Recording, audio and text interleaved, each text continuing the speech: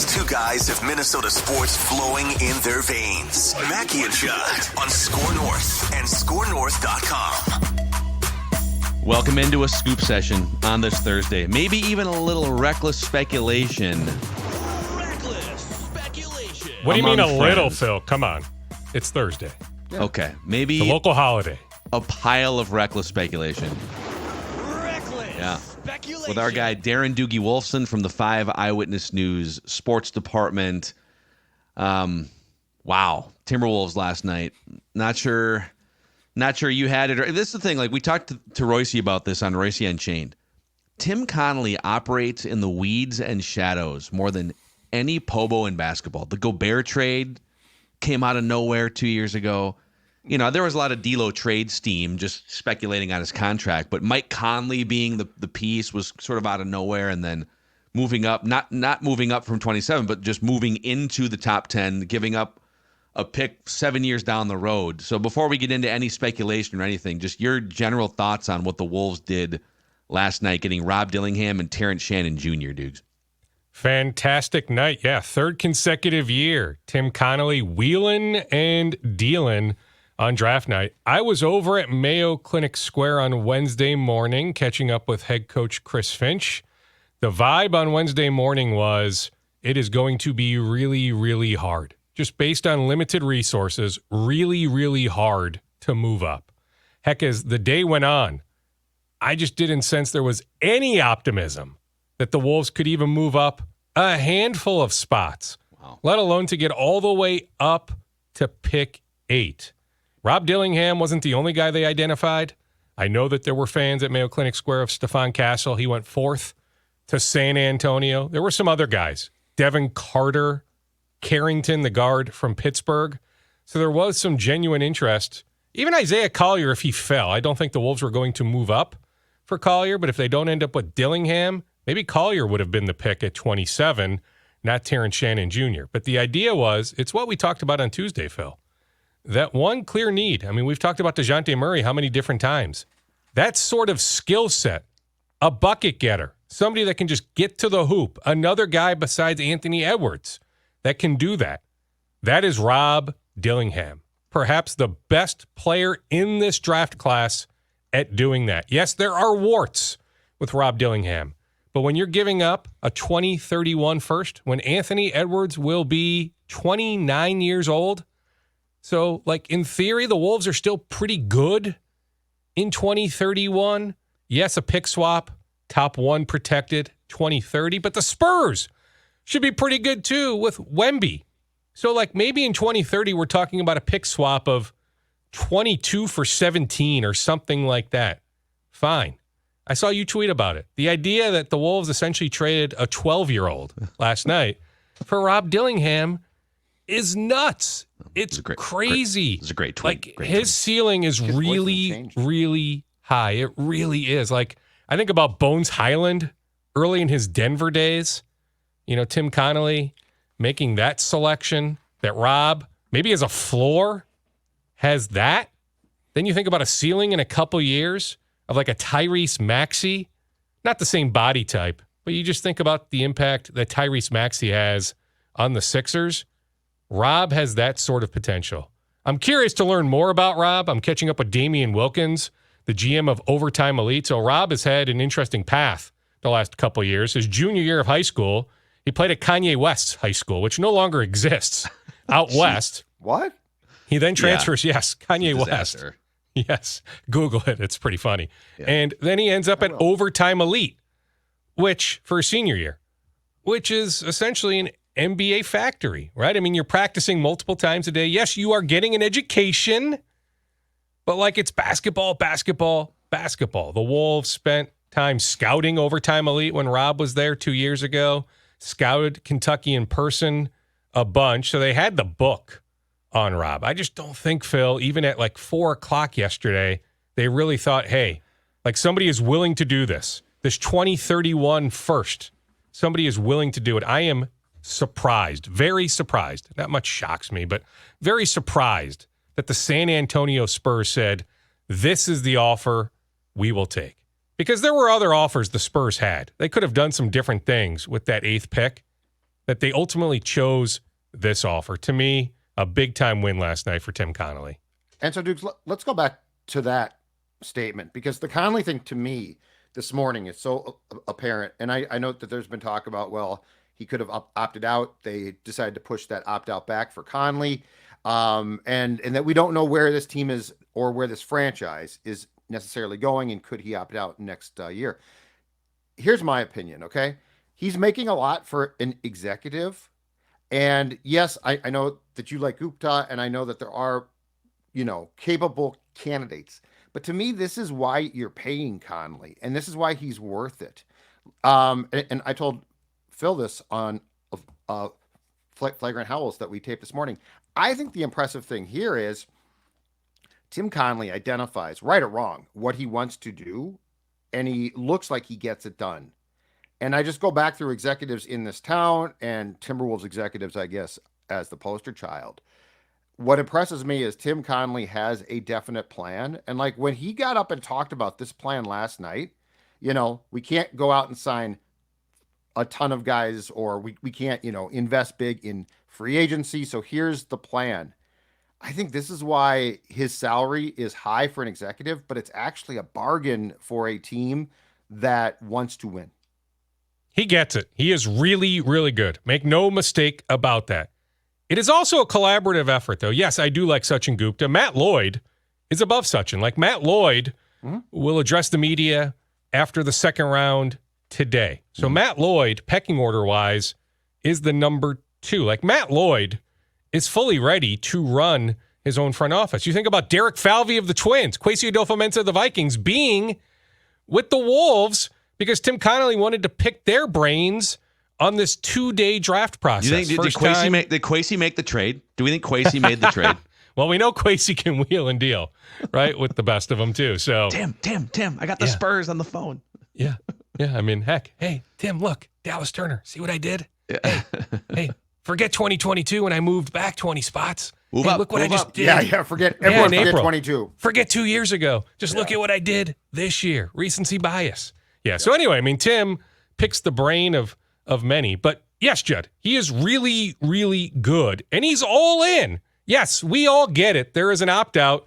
Tim Connolly negotiated that opt-out for a year from now for a reason. Okay, there is a distinct possibility that this time next year, Tim Connolly is running another front office. Now, it's also entirely possible that the Wolves are going to run this thing back and advance beyond the Western Conference Finals, that they are that good that, heck, they could be hoisting the Larry O'Brien Trophy 1 year from now.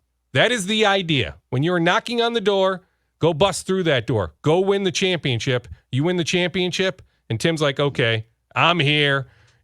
Forget second apron, repeater, issues, all that. Like, we just won a championship. We'll keep this thing moving forward. But in the moment, forget a year from now. In the moment, Tim is all about how can I optimize this roster? What did we need? Okay, our offense, middle of the pack. How do we raise that? Okay, Terrence Shannon Jr., bucket getter. Rob Dillingham, bucket getter. Guys that can help instantly. I did address that with Chris Finch yesterday. I'm like, hey, there's blowback on whether you're willing to play a rookie. Chris made it very clear with me. Yes, I will play a rookie.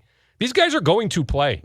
Both of these guys are going to play next season. I'm not suggesting 35 minutes or anything like that, although, Phil, Mike Conley Jr. is not going to play 78 games next year. No. So what is that plan, those handful of games that Mike is going to sit out? Okay, well, Rob is going to get more minutes. He's going to have to earn those minutes. And I'll continue to say the idea is to bring back Monte Morris. I just don't see Jordan McLaughlin back. Monte Morris, I can see back. Okay, so maybe Monte is the starter, but Rob is going to play. Maybe Rob is the starter, though. That will play out. But the idea will be that those games that Mike Conley Jr. is going to sit out next year, you're just not going to have a 37-year-old guard play 81 games, 80 games, something like that. There's going to be a plan for him to rest. They're going to play 10, 11, 12 back-to-backs. I wouldn't be shocked if Mike ends up sitting out 7 or 8 second game of those back-to-backs, or maybe it's the first game, depending on opponent. So Rob is going to play. Then Terrence Shannon Jr., he's about to be 24 years old. We think about Ant. He's the 6th oldest player on the team. turning 23 in August, right? Like Terrence Shannon Jr. has a year on Anthony Edwards. And you think about the 4-year, $13 million contract that Terrence will sign, that's essentially like a vet minimum type contract. You're having him for his ages 24, 25, 26, and 27 seasons. I get it. No guarantees that he can be a rotation guy, but like there's a lot to like about Terrence Shannon Jr. The questions were more off the court, not on the court. And the Wolves did all sorts of due diligence on that front, even going back, talking to people, when he grew up in Illinois, his AAU program, certainly Texas Tech. Then he transitioned to Illinois 2 years ago. They had a chance to bring him into town for a visit, for a workout, but more so the visit, getting to know him, talking to a lot of people that know him, people that the Wolves have relationships with that go back a long time so they don't feel like they're being lied to, that the information is legit. And the Wolves felt plenty comfortable, many teams did, plenty comfortable selecting Terrence Shannon Jr. Let's come back to those guys because I've got more questions about those guys, but it is a Reckless Speculation Thursday. And I'm going to lay out a scenario, and I'm going to make you shoot this down. Okay? I'm going to make Doogie say no to this scenario here. I've got my pen. Okay, give it to me. So let's start with the fact that LeBron James is worth $1.2 billion. He's made $440 million playing basketball, plus endorsement money, hundreds of millions of dollars, business ventures. His official net worth, according to Forbes, is $1.2 billion. Whether he makes $50 million or $2 million is inconsequential to his net worth, his cash flow, his legacy in 2024 and beyond. What better way to end your career than to play a year with your son and to win a championship? And I would contest that there's no way this can happen in Los Angeles. I don't think with a first-year head coach, J.J. Redick, LeBron James is 40 years old, trying to carry this thing with Anthony Davis. They don't have a third superstar player. The Lakers are a playoff team. They are not a championship contender team, okay? So if I'm the Timberwolves, again, shoot this down, Doogie. Here's how I'm completing my offseason plan. I'm drafting Bronny James at 37 today in the second round of the draft, and I'm telling LeBron, listen, man, we've got your son here. You have a chance to be the final piece to a championship puzzle in Minnesota. In fact, if you come in here and win the first championship in Timberwolves history, you will be a Cavaliers legend, a Miami Heat legend. I mean, he's on the long list of Lakers legends for delivering a championship. But he is a Lakers legend. They did win a championship. Sure. And you will be a Timberwolves legend in the way that Jack Morris is a Twins legend for coming in for 1 year, right? Here's what the starting lineup would be: LeBron James on a veteran's minimum contract, Rudy Gobert, Karl Anthony Towns, LeBron James, Anthony Edwards, and Mike Conley, with a bench of Jaden McDaniels, Naz Reid, Nickeil Alexander-Walker, Rob Dillingham, Terrence Shannon Jr., and maybe like Leonard Miller and whoever the hell else they want to put on a veteran's minimum contract. Speculation. Shoot me down. Jaden McDaniels is coming off the bench. Okay, well, Chris Finch went out of his way yesterday to tell me how big a summer this is for Jaden. Some plans they have for Jaden to expand his offensive game. Now, hey, if you can stumble into LeBron James, throw those plans out the window. He can play 25, 30 minutes off the bench. LeBron's gonna play 32 minutes. We don't need him for 40 here. LeBron, much like Mike Conley Jr., is not going to play 80 games. Right? So there's going to be 10 to 15 games that you can rest LeBron, that Jaden can get his 38 minutes a night. Okay, so last night, the Wolves select Rob Dillingham, or acquire Rob Dillingham, represented by Clutch Sports, Rich Paul. Reckless speculation. The Wolves at pick 27 select Terrence Shannon Jr., represented by Rich Paul, Clutch Sports. Rich Paul being the president. There's a different individual that's the direct agent for Terrence, but you get the idea. Clutch Sports, Rich Paul, LeBron James's agent, LeBron James's right-hand man. Rich Paul, LeBron James, tied at the hip. I still don't think it's happening. How much would I have to play Bronny if I took him at 37? He would just have to be around. He'd have to be and you do like a two-way contract or something, so he could play some games in Iowa and then he'd be around soaking it in. He'd be Okay, waving so a I don't have towel. any- He'd be at practice. I'm not. Yeah, I'm not sure told. he's interested in a two-way. Yeah, I'm not. Does it matter what he's interested in? He's a second-round pick. But if LeBron Well- comes here, I probably promised LeBron behind the scenes something for Bronny, right? If he's not Yes, playing on I this think you team. would. Plus, Rich has that much pull, that much power. So if Bronny ends up going 54 today, I mean, all right, then you're. didn't Phoenix acquire a second-round pick, an additional pick in that trade with Denver last night? Like that believe Suns' so, interest in Bronny is genuine. I love the idea, Phil. Dude, I do. Imagine. It'd be And I perfect can't for sit here and LeBron. tell you it's 0.0%. Like, I don't see it happening, but I I'm can't telling sit you. here and like tell you no way, no how. Like you're a complete idiot for suggesting such a thing. I can't go that far, but I don't see it happening. This no. is what he should do. He's got, I don't know, he could probably play at a fairly high level for like 3 more years if he wants to. Play a year with your son. Here's what he should literally hop around and just gift championships as a role player. Go find teams that are one piece away, or just deliver like 2 or 3 to the Timberwolves, and literally be a hero in 4 different markets at the end of your career, and you would have won one with your son Bronny. You're telling me a Rudy, Cat, LeBron, Ant, Conley starting lineup with Jaden, Nas, Nikhil, Dillingham, the young talent, that's not the absolute odds-on favorite to win the NBA championship? Oh, that's the next year? odds-on favorite. Yes, Do you I'm want not. to win LeBron? I'm not you want to win a debating that. championship? Yeah, I'm not debating that. Here's where I thought you were going. So you initially laid out LeBron's net worth. I thought you were going to make some sort of transition. The way you sell LeBron coming here By the team. is, hey, is there a way to get you involved on the ownership side? Dukes, yes. Well, we'd have to make a better promise than we made to KG a few years ago. So we maybe have a little probably bit more need of a something firm in writing. handshake. Yeah. He official wouldn't probably writing. trust it. That's where I thought you were going, though.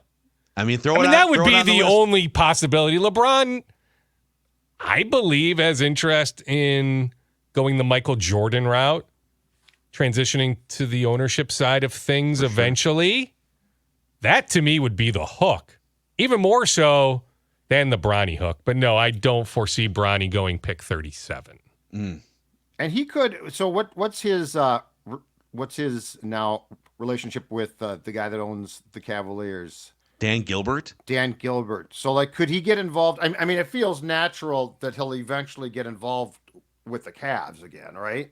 I'm sure he still thinks about that weird Comic Sans font know, letter from which- 10 years ago. And they even though he went smoothed it over, back I and think, won the last time. championship. Yeah, so still weird. I just wonder if his footprint is now in L.A. Is there for something sure. with the Yeah. Bus family, like in acting? He was in Trainwreck? I mean, he's made some other appearances on screen. speaking of his That acting staying in L.A. makes the most sense, and thinking about the next, whatever he wants to do for the next 10 to 15 years, which may also involve ownership. I get that, but maybe there's something there with the Bus family. I will say, here's my final take on this, okay? If LeBron James goes back to the Lakers for $50 million instead of coming to the Timberwolves to play with his son Bronny for league minimum, veterans minimum, it proves that he cares more about money than championships. It proves that he does not want to catch Michael Jordan. He does not want to catch Kobe has 5, right? He doesn't want to catch Kobe. It proves he's a fraud. No, I'm not going to go that far. But Yeah, I wouldn't go that if you care about championships, come to Minnesota. you'd rather play for the Timberwolves than the Lakers in 2024-25. Man, the world has gone upside down when you're saying that, but it's true. Anyway, I'm with you, though. I mean, that Lakers roster, we thought maybe last August, September, maybe they had a chance, but seeing it play out, no. And hey, Anthony Davis had a phenomenal year. So AD can be the number one on a championship team. But all the other pieces. Now, hey, is there a pathway for them to acquire DeJounte Murray? They would have to part with Austin Reeves. But would DeJounte Murray help them go up a notch? But I still don't see how the Lakers are in the Wolves class, the Nuggets class, the Thunder's class. I just don't see. I'm with you. I don't see that pathway to the Lakers legitimately competing for a championship next season. We'll dive into the rest of the scoop bag here in just a moment. But Burnsville Heating and Air is hiring. In fact, they're offering up to a $2,000 sign-on bonus. They're offering full-time, year-round work with overtime opportunities all over the Twin Cities, so you can actually work close to home if you want as well. But they're looking for new construction HVAC installers, regardless of experience level. So you can come in, they'll help teach you and show you the ropes, but they're looking for apprentices, leads, finishers, and equipment setters. Comprehensive benefits package, which includes a 401k with 4% employer contribution, health insurance, dental insurance, life insurance, paid time off. Apply now at burnsvilleheating.com and click careers. burnsvilleheating.com and click careers. Okay, what else is left in that scoop bag, Doogs? Well, I mean, we now know, right? Like, there is now evidence. I mean, Bobby Marks laid it out from a financial standpoint. What is it, 55 to 83 million in terms of the luxury tax with the Dillingham move last night. Like, they're all in. And let's see how the next season plays out. There are more limitations when you are a repeater second apron team. So, heck, I said this on Tuesday. I'll reiterate it now. Like, it's next summer now that looks like it's got the chance.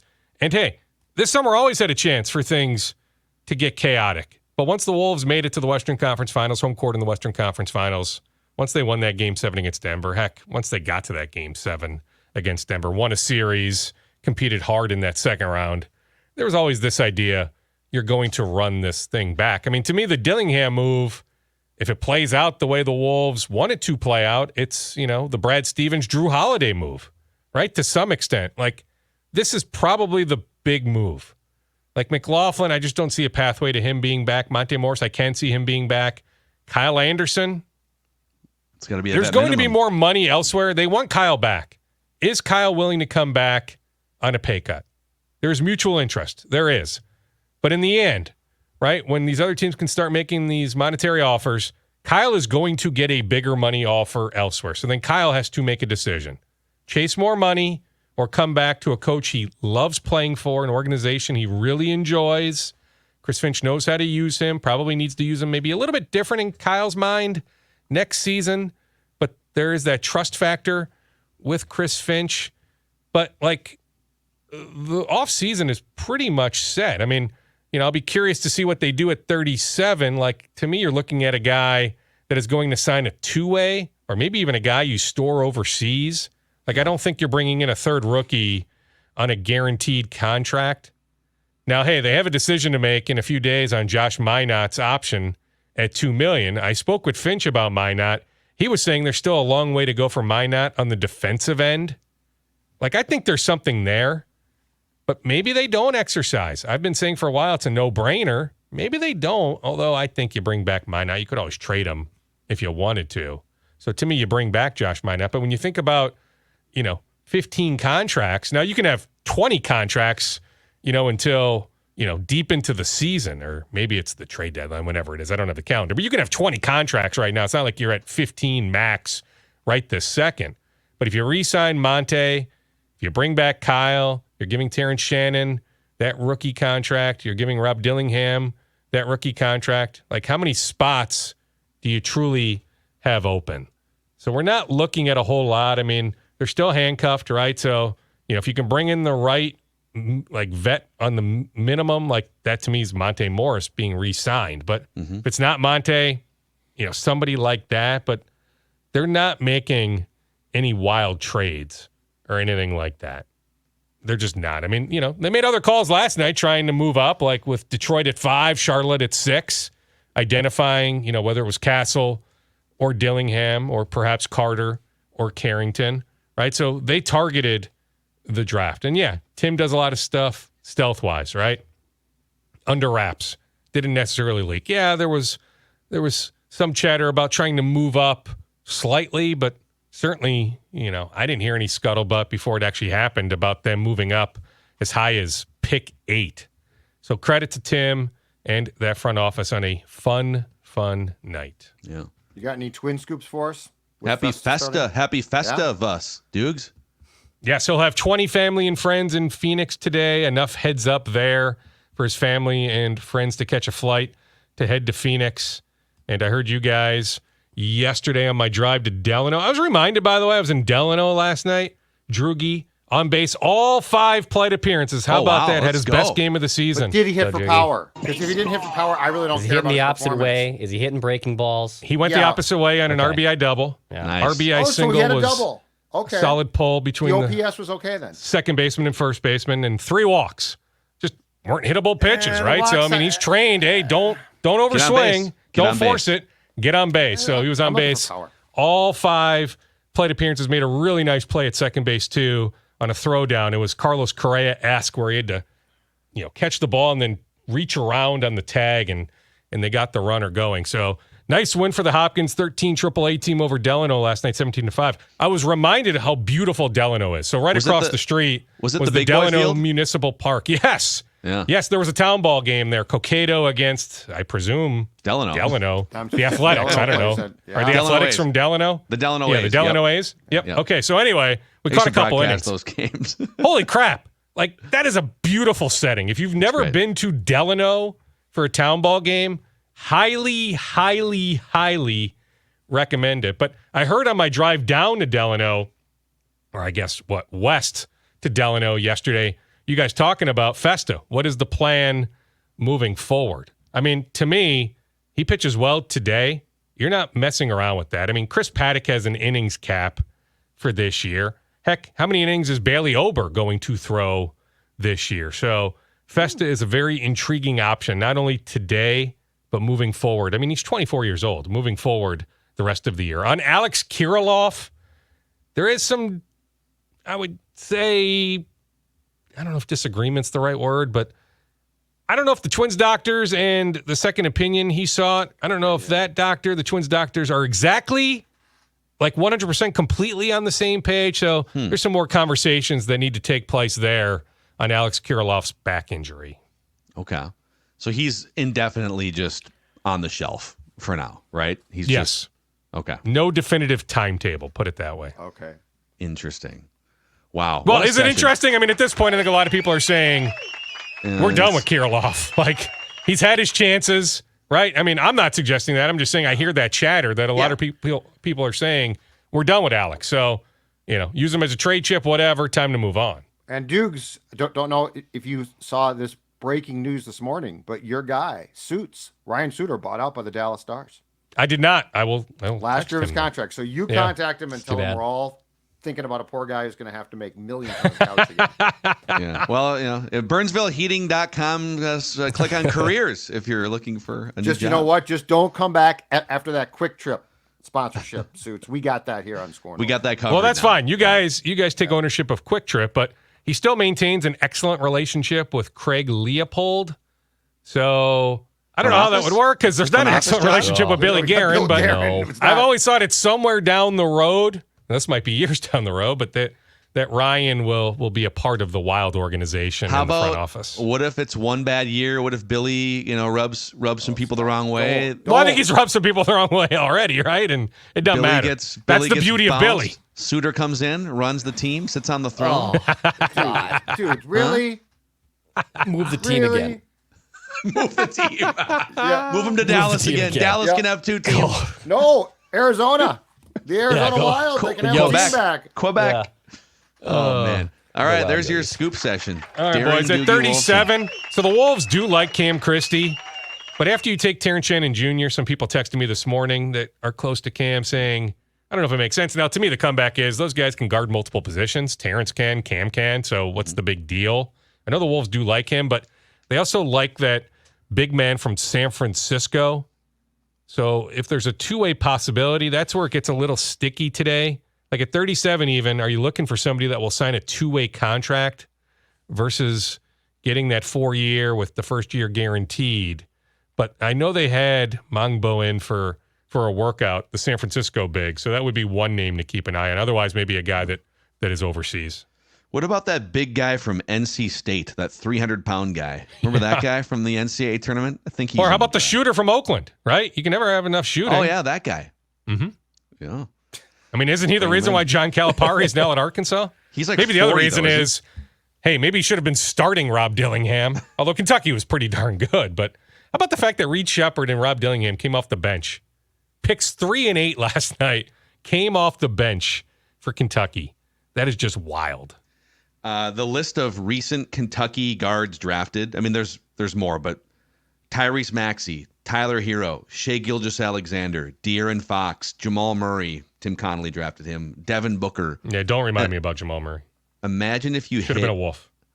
Well, what if you hit on the second coming of Jamal Murray here, or the second coming of Tyrese Maxey's a little bit bigger? Well, I'm telling you, that's the ceiling. Like, now maybe it's above that, but think about Tyrese Maxey, how good a year Tyrese Maxey had for Philly. I think Dillingham has a lot of that in him. Now, hey, Dillingham is a long way to go on the defensive end. Heck, decision-making needs some work too.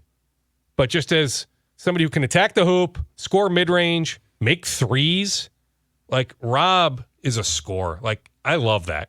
You know, relatively weak draft class to come out of this draft with the fastest player. Like, think about Bones Highland early in his Denver career. This is lightning Bones Highland to me instantly. Like, next year, lightning Bones Highland. So fast with the ball. Love it. Love it, dude. Darren Doogie Wolfson from the 5 Eyewitness News Sports Department on a Reckless Speculation Thursday. Thank you, Doogie. Okay. See you, boys. Bye-bye. All right. We'll see Doogie next Tuesday. Tuesdays and Thursdays here on Minnesota Sports with Mackie and Judd, our scoop fix. See you guys.